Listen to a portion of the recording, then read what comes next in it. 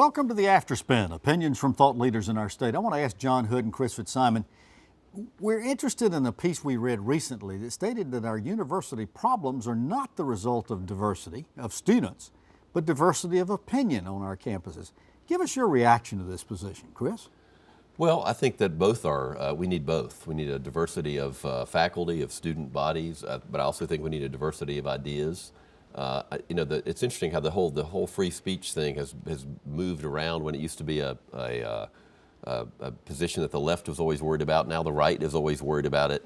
I think people with common sense who are open to ideas, this shouldn't be as nearly a polarizing an issue as it has become on our campuses. Almost takes us back to the old speaker ban laws. Absolutely. The communist speakers on campus. John, your take on this?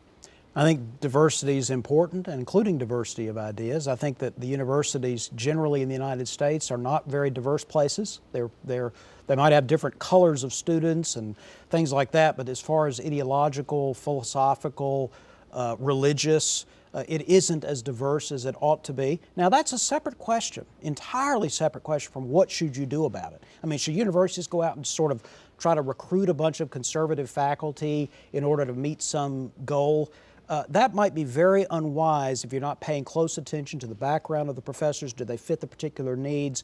It's a long-term goal that requires not just the willingness of universities to make intellectual diversity a goal, and they ought to, but it's also a supply-side problem. There are lots of young conservative, young libertarians who could have academic careers but are not. They simply don't pursue it. They don't go. They need to know that they could be hired and wouldn't be discriminated against in graduate schools, which they can't always know right now. But they also need to be willing to consider it as an option. And so there are multiple origins of this problem, but I do think it's a problem. And by the way, it's mostly a problem. It's not conservative students are not the victims. It's mostly progressive students who are the victims of this, because they do not get challenged effectively the way conservative students are. And I think the progressive students would benefit, their education would be enriched if the faculty was more diverse. Interesting. I think that's a good point to be made. Well, thank you for watching the Afterspin. We'll have more video all during the week on ncspin.com.